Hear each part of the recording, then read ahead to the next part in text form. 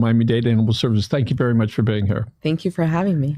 So most people love dogs and cats and other critters. Most of American homes have one of those animals, and then birds are in there someplace, right?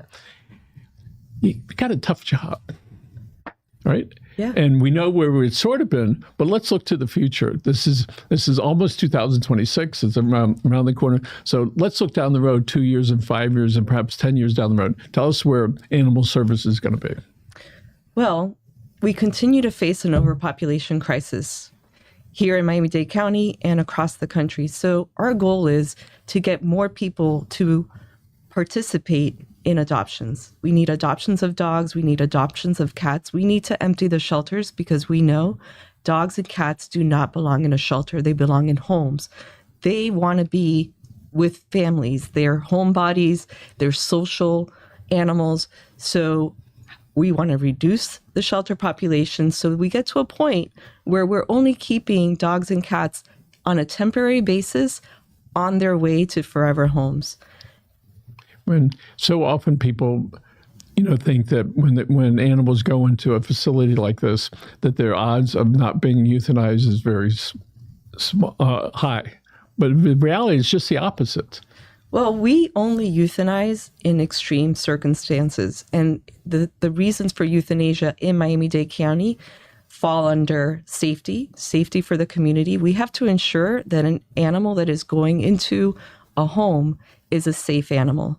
So a dog that has shown aggression, that we're concerned that might bite a child, a visitor to that home, that dog may not make it to the adoption floor. Animals that are very sick, we don't have the resources to spend a lot of money on cancer treatment, for example. So we end suffering. We don't make animals suffer through painful tumors and masses. We will use humane euthanasia to end suffering. So certainly one of the management tools is sterilization. Tell us about what went on in the past 5 or 10 years ago, what's going on today, and what does it look like as far as being able to control part of that population? Yeah, so every year we're increasing the number of spay and neuter surgeries we do, and we're lucky that we have partners in the community like the Miami Vet Foundation, like the Street Cat Clinic, like the Cat Network. All of these are partners that help us provide low-cost spay-neuter services. We also have FOMA, Friends of Miami Animals, who provides a lot of funding and especially gears towards large dogs.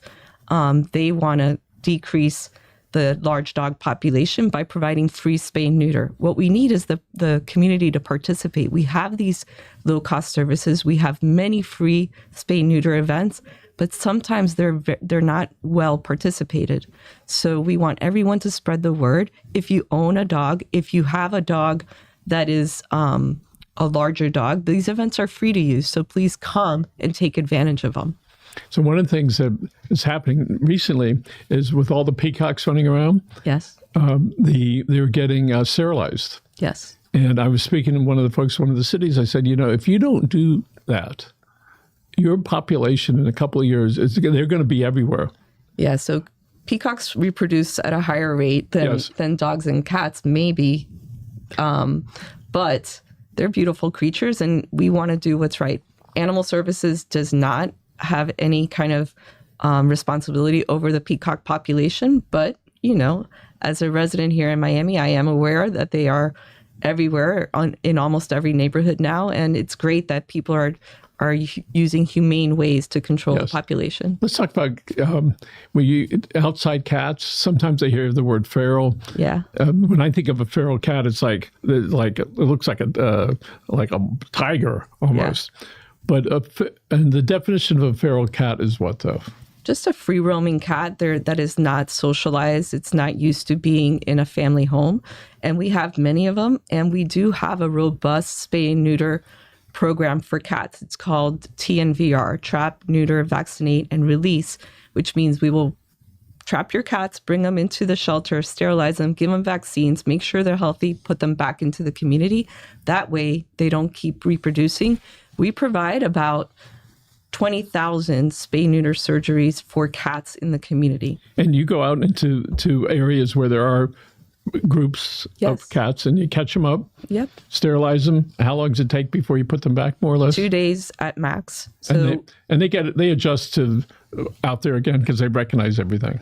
Correct. You put them, the important thing is to put them right back into their community they came from, because they have colonies, and those colonies are established, and the colonies live on for many, many years. New cats join, some cats die off, but the colony thrives. So it's very important to put them back into the colony that they came from. So often, myself included, we have one outside cat.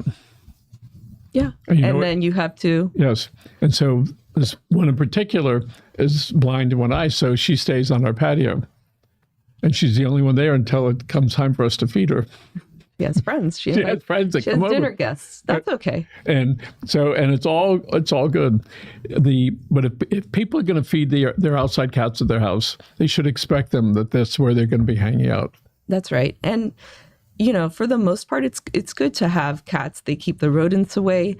They're not high maintenance. You feed them twice a day, and it gives you a little company sometimes in your Our late biggest afternoon. challenge is when we're walking out with the food that they run into us on purpose, like bump up against us. And I know they're being affectionate, pay attention to me. So I'm usually picking them up and moving them around so they don't eat each other's food. So let's talk about pet adoptions for either one of those. Let's talk about not just the what they need to pay for, but what's the reason for having all the shots that they're given when they adopt, and as far as sterilization. So we want to encourage adoptions. We want to make adoptions as easy as possible. We have 580 dogs in our shelters right now, and that's too many dogs. And adoptions are going down, not just in Miami-Dade County, but across the country. We're seeing that adoptions of dogs from shelters is going down. So we're here to encourage as many adoptions as possible. We want to make sure that when you adopt from Miami-Dade Animal Services, you're taking home a healthy pet. That includes their spay and neuter surgery, their vaccines, a microchip, and we also have a low-cost wellness clinic that you can continue to visit year after year, where you can get low-cost vaccines and your rabies vaccine. So we want to make pet ownership an easy, burden-free responsibility. Let's talk about what happened with the COVID. COVID struck home in January, February, March 2020. Yeah. At that point, there were a lot of pets, a lot of dogs and cats in the center. What happened over those next couple of years to your population? Because of the need for hospitals and to use PPE treating patients, the veterinarian community decided to slow down surgeries and stop them in general, because we wanted to allow all of the PPE to go to hospitals. So for a year to 18 months, there were no surgeries happening, which is why we're seeing this overpopulation crisis right now. That's one of the theories behind why we have overpopulation. And now it's getting people back into the habit. So responsible pet ownership includes making sure that your pets are sterilized, making sure that if you see free roaming cats in your community, you call Animal Services and we help you with the TNVR services. We connect you to trappers in your community if we're unable to assist you right at that moment. There's many resources and services that are available to help us all work together to control the population. At some point, there were very few dogs to adopt, if I remember correctly. Yes. So COVID was, the whole country came together and started adopting animals. And we got down to no animals in our shelter. There was only a few dogs left in the shelter. But now we're at the opposite end. We have more dogs than we've ever had. That's 580 that are there. 580. How do you manage the diseases that can occur? It doesn't matter what type of animals, all right? Yeah. In this case, it's dogs and cats. If you had if you have a lot of birds together, especially when you bring new stuff in. You have a lot of kids together. It happens in daycares, right? Yeah, the petri dish, as we call it. You got it called, no wonder you must have kids. Yeah, so that's one of the things about shelters. It's a challenge to have an overcrowded shelter, because with overcrowded shelters comes disease. And some disease is very contagious and very hard to manage.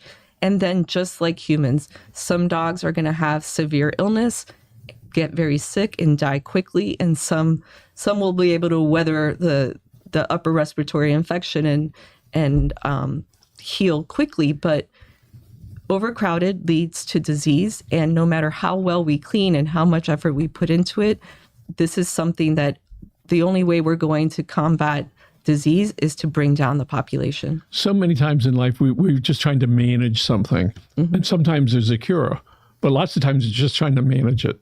So how do we move forth from just not trying to manage it, but trying to get a real grasp on it so the population gets dramatically reduced? What has to be done? The community needs to engage with the shelter. We can't do it alone. We need everyone working together to help us. So if you think that it's time for your family to welcome a pet into your home, don't go to a breeder, don't go to buy it somewhere. Come to the shelter. I guarantee if you're looking for a particular breed, we'll have it. You'll have to be patient. You'll have to keep checking, but you can find that golden doodle if that's what you're looking for. It's interesting because it's still pretty hip to say a rescue dog or a shelter dog. There's something about that that's unique. Well, you're saving a life. Why wouldn't that be hip, right? It's way more hip than I recycle. I'm just going to tell you that. Okay, good. I'll remember that. Sorry, solid waste. All right, but it just is. Let's talk about animal cruelties, where people think that they can go ahead and hurt animals. Let's talk about how, if somebody sees something, what they should do. Yeah, see something, say something. That applies for us as well. We work very closely with the state attorney's office. They're very diligent about reviewing cases and prosecuting where they can. There are challenges because a lot of people will send videos of something that they see, and that is not enough for us usually to arrest or prosecute, but we will remove pets when we think that they're being neglected or abused in any way. Frequently, occasionally, we see where they're larger animals, horses in particular, they don't get fed. Do you find that when you go out and pick up dogs that they're starving? We find a lot of dogs that are underweight, and in those cases we do. So, the shelter is full and we're trying to manage the number of dogs that are coming in on a daily basis, but we do prioritize dangerous and aggressive dogs and those that look sick and injured.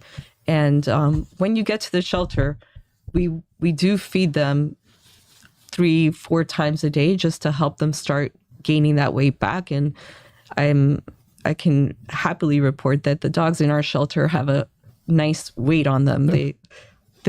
They're fed well and they eat well. Let's talk a little bit about the messaging that you want the Dade Countyans to know about what animal services is all about. We're there to save the lives of these vulnerable pets. And we do everything we can to keep them healthy when they're in the shelter and improve their quality of life when they're in the shelter. But I can't stress enough, the shelter is not a place for a dog or a cat. They belong in homes. The shelter should just be a temporary placement for them on their way to a home. Right now, we have animals that dogs in particular, that their length of stay at the shelter is over 3 months. So imagine 3 months of living in a kennel. It's a very stressful environment. Yes, you walk in, we have a beautiful shelter, but there's a lot of noise. It's very stressful. They smell so many different scents. So for them, it's very stress-provoking and anxiety-provoking. What we want to do is decrease that length of stay. Pre-COVID, dogs were only staying for about a week to 2 weeks. That's our goal. We want to make sure that within a week, we're already finding homes for our dogs. But once again, we need everyone, and we need the HOAs to cooperate. The restrictions from HOAs really make it prohibitive for people to have pets. So when you put a limit on weight of 25 pounds, that's really not helping the large dogs in our community who are going to be quiet, most likely. They're going to sit next to you, watch the football game on Saturday, watch the Canes win, hopefully. And they're just as mellow as a small dog. You mentioned about working with the community. Tell us the names of some of the animal organizations that you work with. Yeah, so FOMA is a big advocate of the shelter. I've been working with the shelter for many years. We have rescues that are out there that work with us all the time. They're down south primarily, and they're bringing in dogs to their rescue so that they don't have to come to the shelter. So that diversion from the shelter is a huge help to the community. So part of that growth is, can you get groups of people that can keep that dog for a day, a week, a month, and try to adopt it? Absolutely. Even the individual person, if you see a dog in your neighborhood, we're asking you, please bring it into your home, post it on Nextdoor, post it on Ring, put a picture, at your local grocery store. Most dogs, when they're roaming in the neighborhood, are just lost. Somebody works here, lives in Coconut Grove. There's this old guy sitting outside his house. His dog got away. And the guy gave the fellow that works here a picture. The guy went out in Coconut Grove and put up signs. 6 weeks later, somebody calls. 6 weeks. 6 weeks. And it was hanging around the Coconut Grove Playhouse, which is a block or 2 or 3 from the guy's house. The guy was so happy. And this poor dog was just completely lost and trying to get home, as you say. And he needs his person. It was just in the neighborhood. That's usually the case. So, I don't know, a couple of years ago, this very friendly dog comes to my door, and he'd been beat up. Not fresh. He's wagging his tail. Okay. It's very friendly. Okay. So I give him some water. It's very friendly. Okay. This is good. Okay. All right. He's hungry. I can see that. I give him some food. So he hangs out. Day, 2 days. Softy. Keep feeding him. I said, all right. I get in my car to leave. He runs after me. Oh. Down the street. I'm trying to find somebody, please take this dog. I can't have him anymore. So I said, let me go for a walk. As soon as I walk to my neighbor's house, nope, he lived next door. See, you're giving great examples. It was like, I call my wife, Susan, he lives next door. And sometimes it's just like that. Yeah. Let's talk about on July 4th holidays and New Year's when people are shooting off all the fireworks. Tell us how much it scares the animals. It's very scary for dogs. I mean, they hear at many times the amplification that we do, right? So for them, it's like bombs going off right next to them. So we tell people, keep them in a nice quiet room, away from windows, away from loud noises. Don't take them outside. Don't take them for a long walk when you know that fireworks are going to be going off soon. And don't take them to any of those festivities, because for them, it's just very traumatizing. And then that's where they will run away from you because they're trying to, find shelter, and you lose them. When somebody adopts a dog, do they have a chip in them? They do have a chip, and we want to remind everybody that it's not just get the chip, you have to register the chip. And if you move, make sure that you're updating that information, not just with Miami-Dade Animal Services, but also with the provider of the chip. Can the county chip somebody's dog that's not adopted? Yeah, we do chip. Yes, you could take your personal dog to us, and we will chip the dog. And so imagine that here's this dog, he escapes on July 4th, and he's running until he can't hear the noise anymore. And, the chip is great. I remember one time, I lived out in horse country, there's this beagle with the ears hanging down. Yeah. And the dog's friendly. I called animal control. The guy knew the dog. And he goes, the house is 2 doors away. I said, okay, I'm going to take him back. That's there. Look at all this saving that you've been doing in the community. We continue to work on it. Let's talk about any new technology that is out there or that you anticipate incorporating to help keep our dogs happier. So we are working with Petco Love Lost. That is, and they're using AI. So if you have a lost dog, or if you lost your own dog, you will upload a picture, and with AI, they match it to the dogs in our shelter. So you could quickly identify if... That's amazing. Yeah, so that's going to hopefully be a match made in heaven. It's going to be a match made in heaven, yeah. Wait, you take a picture, AI is going to scan all the dogs and say, there it is. There it is. That's amazing. What's it like for you when somebody's looking for their lost dog and they're walking up and down and they see it? It's heartbreaking because I know I'm a pet owner, so I know how desperate I would feel if I was going kennel to kennel, looking, hoping to find my dog, and then seeing all those dogs there. You know, you don't want to see your dog in a kennel. You know, and you brought up something that's really significant. So here's a dog that at some point he was in somebody's house. He was used to the sights, used to the smells. He got it all laid out. He knows where it's safe. It's 24 hours a day, all the different smells that are running around and all the different people. How many people a day go into the shelter? Not dogs, people. Yeah, so we have 80 volunteers dedicated just for the care of the animal, of the dogs and the cats. And then, did I say volunteers? 80 Yes. staff. And then we have volunteers that come in all day long on a daily basis. Daily, we probably have about 20, 25 volunteers. And then you have the customers. And everybody approaches them in a different way, right? So they're always having to navigate pretty that. traumatic. It's very traumatic.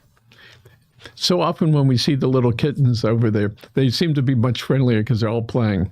Are they as traumatized as the dogs? Probably not, because they're little kittens. So they've either been with our staff who's been bottle feeding them or with a foster that's been bottle feeding them. And the kittens move out of the shelter very quickly. So I was talking about, we want them to stay a very short time period. Kittens stay a very short time period. It's the older animals that stay longer. So somebody that wants to volunteer as a foster, why don't you tell us about the programs that you have? Yeah, so we have a great foster program. Right now we have about 200 dogs living with fosters and still looking for their adopters.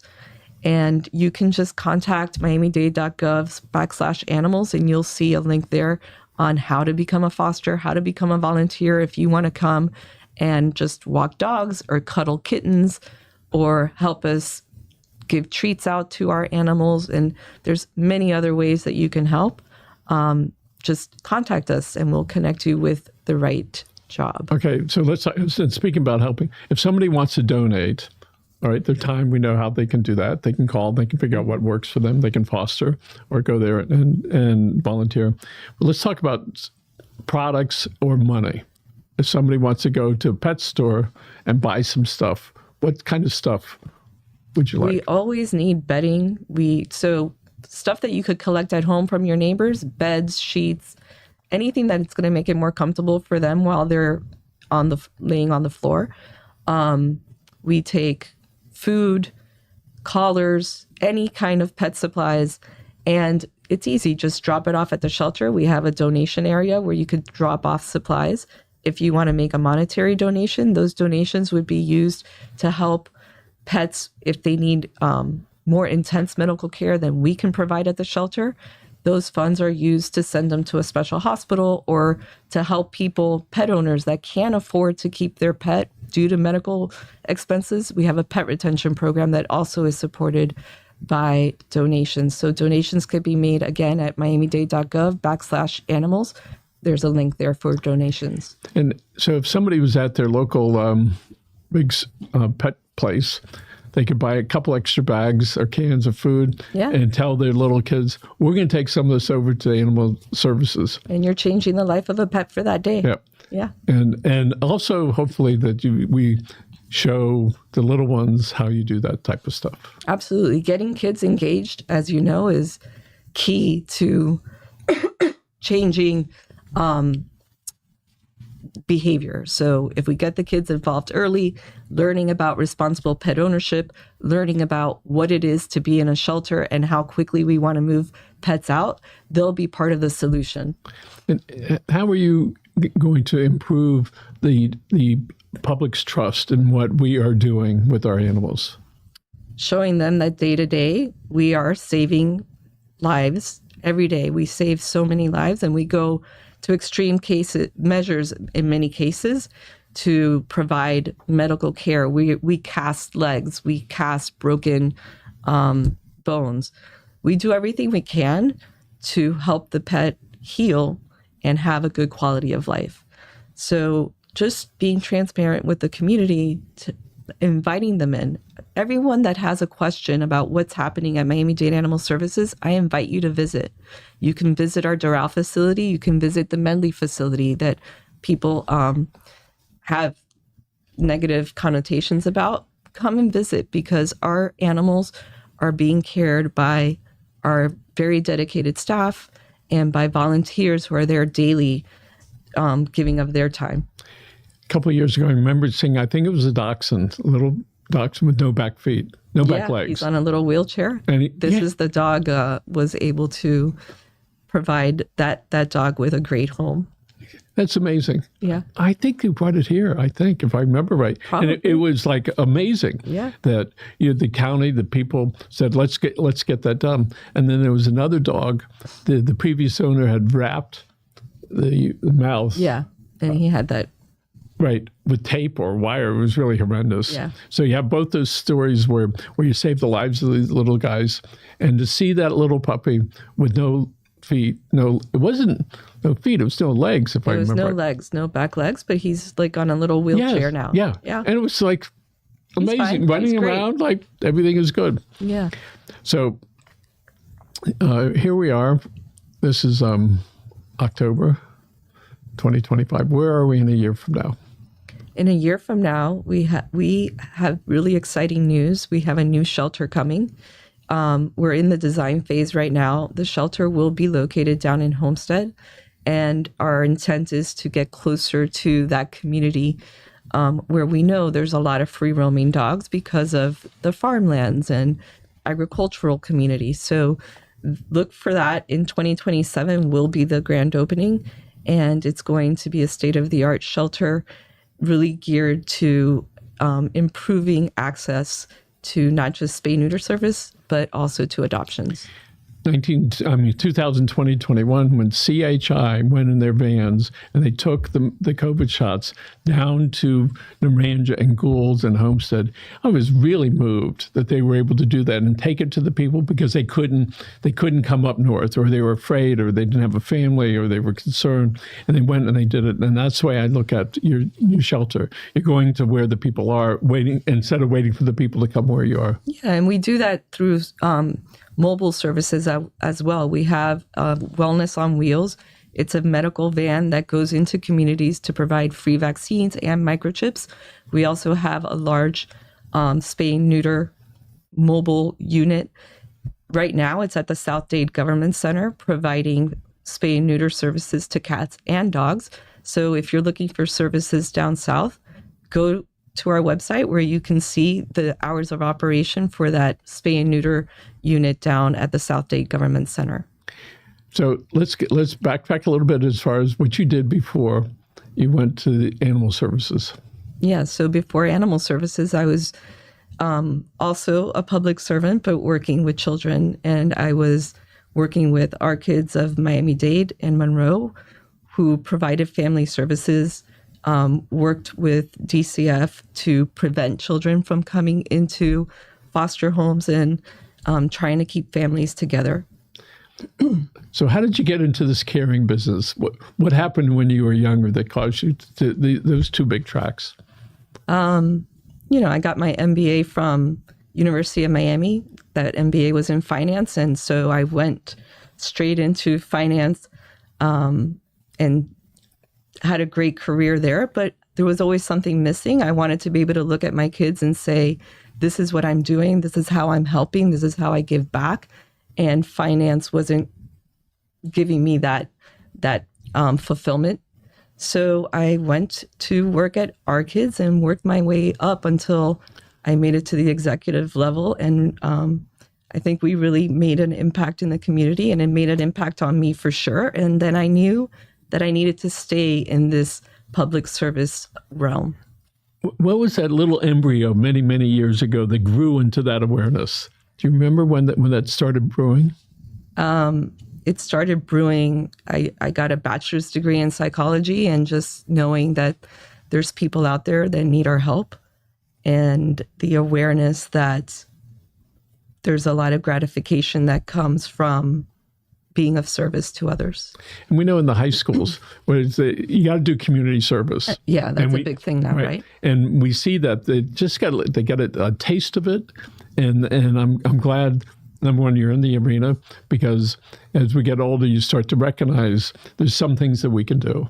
And Grant and I have been fortunate to interview a lot of the folks from lots of not-for-profits, and we know in Miami-Dade County, if you just have some direction, you don't have to have the money. You just need somebody to hold your hand and walk you into some services. We see it with everybody and all over. And if somebody needs some help with some animals, they can call you. They can figure out what they're going to do. There are plenty of other animal services, not the county facilities, they can help direct. If somebody wants to volunteer, they can go there and volunteer, or foster puppies, dogs, kitties. Yeah. Look, and owning a dog can be so therapeutic. We know that owning a pet brings down your anxiety and increases your happiness. It gives you a purpose, someone to care for or something to care for, but it does fulfill that connection where we know people are so lonely, especially after COVID. We know that people are having more depression, more anxiety, more loneliness. Bring home a dog. He's going to welcome you every time you walk into a room. He's going to make you feel like you're the sun, the moon, and the stars. There's no saying, feed your pet before yourself. Yes. So thank you very much for the service. If I could just absolutely remind everyone that we have our signature adoption event. It's coming up October 18th at Deerwood Bonita Lakes Park. It's right across from Metro Zoo. So we want everyone to please join us. It's from 10 a.m. to 6 p.m. It's going to be a great family event. Even if you don't think that you're ready to adopt right now, we'll have opportunities for you to foster. Just provide, a week or two. You're going to have some critters there? We're going to have over 100 dogs there. We're going to have... Bring your grandchildren. You're going to go home with a dog, right? I love it. All right. So, Annette, Jose, thank you very much for being here. Let's look at this camera over here. First, I want to thank Emily for producing the show. And folks, there's a thing called the Disney rule. And the Disney rule is when you hug someone, don't